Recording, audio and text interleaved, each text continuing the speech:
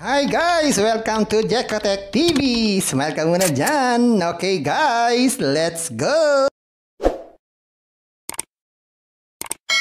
Hello guys! Welcome back again to my channel. Hello guys, nagbabalik tayo sa Prudential para tayo ay sumubok na mag-withdraw dahil ang ating mga kaibigan ay nagtatanong, nagme-message sa atin kung nakakapag-withdraw pa dito sa Prudential. Kaya tayo po susubok upang ma-update tayo pare-pareho kung okay na okay pa ba itong Prudential application.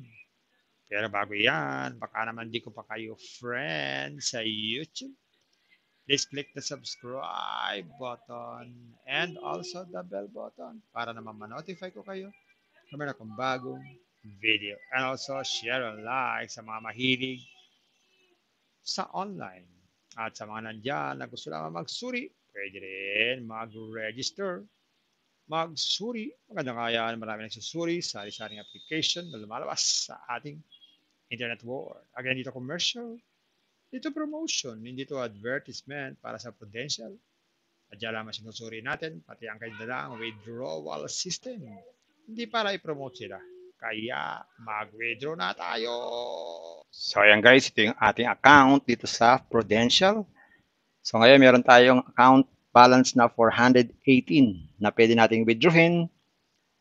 So mag-withdraw na tayo para malaman natin kung paying pa itong Prudential. So, bago kayo mag-withdraw, be sure na naka-input na po ang ating bank card or GCash. Or pwede rin kayo mag-withdraw through USDT TRC20 o yung mga crypto account. Pero ako pinili ko ay GCash, mas mabilis yan. So, click nyo lang itong arrow. Yan, piliin nyo yung inyong GCash. Tapos, click itong all.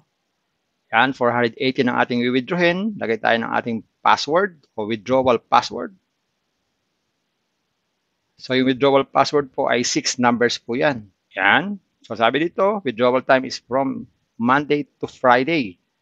So, pasok pa. Ngayon po ay Friday. Pick-up time is 8 a.m. to 8 p.m. So, yun ang 12 hours lang pwede tayo mag-withdraw.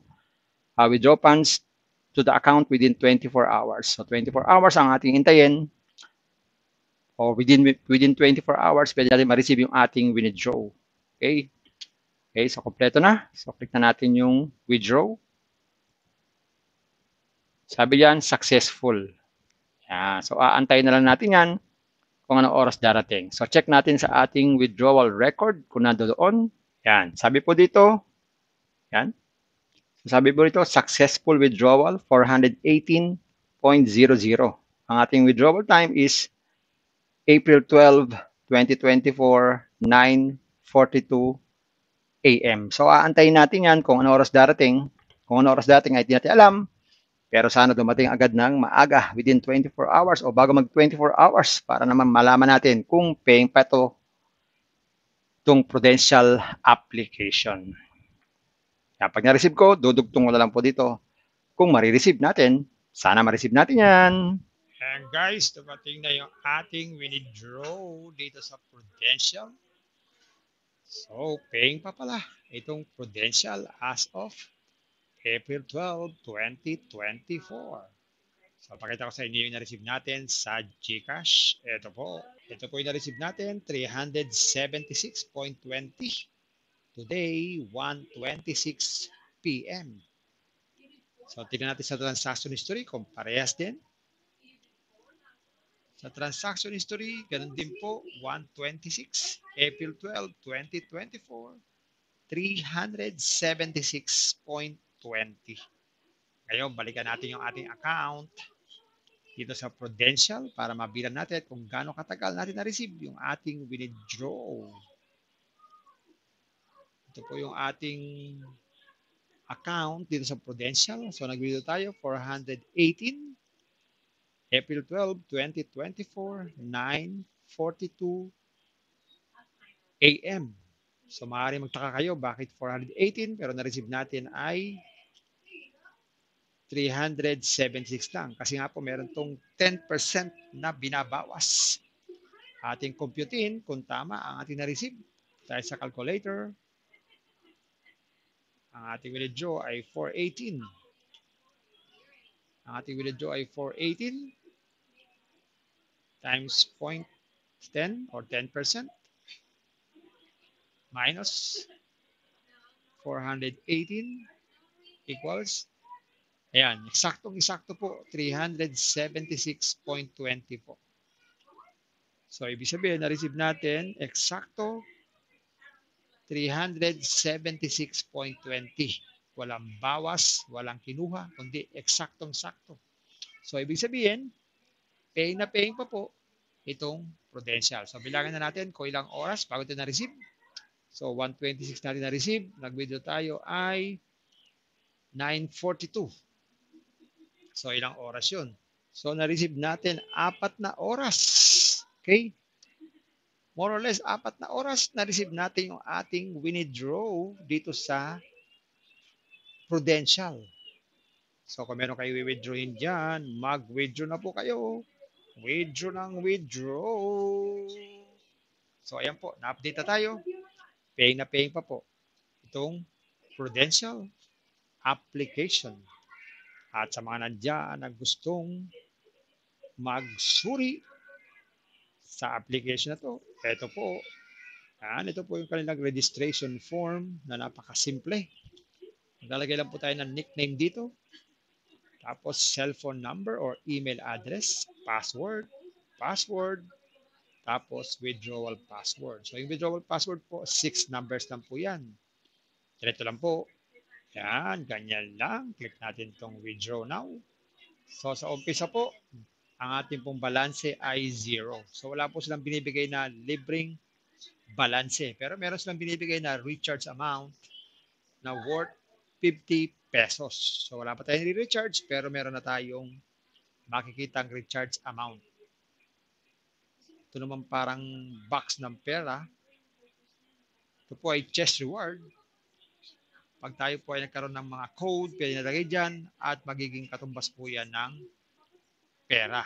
Meron ditong product, meron silang tinatawag na daily income at saka VIP product.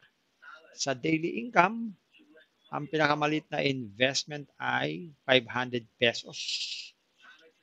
Kita raw ito ng 40 pesos sa araw-araw within 15 days. Meron din namang 1,000. 70 naman daw po ang daily niyan. 20 days din. At meron din naman 2,000. 150 ang daily. 30 days. At meron 9,800. Malaki-laki na to ha. 260 naman po ang daily niyan. 210 days.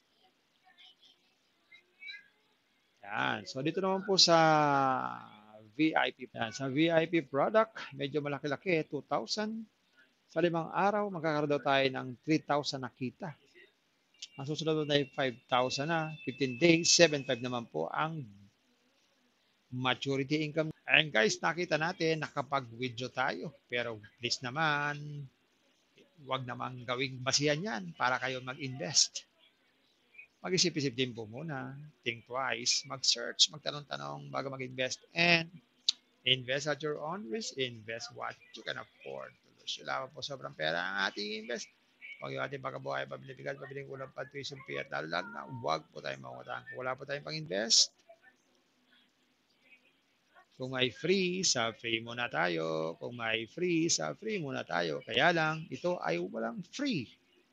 Kung gusto maraming free, pasyalan nyo po yung aking description box. Nandyan po yung mga super legit na free application. Puntahan nyo po. At sa pampara ng ganito mga application, minsan tumatagal. Pero minsan, sandaling-sandali lamang. Kaya maging maingat sa ating pag-i-invest.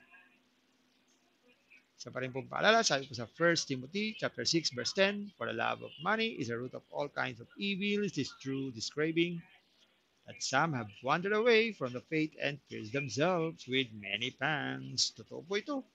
Ang pera naman ay kailangan natin. Pero ang babala dito ay yung pag-ibig ang masama. Dahil maaari tayong makagawa ng kasamaan. Dahil ito nagiging ugat at sari-saring kasamaan. Kaya yung mga kaibigan natin, ating mga kasama ay wala na sa pananampalataya. Naligaw na sila. Napariwara na dahil sa pag-ibig sa pera. Kaya bye-bye. Ingat lagi sa pag-invest. Bye! Hi guys! Welcome to Jekotech TV! Smile ka muna dyan! Okay guys, let's go!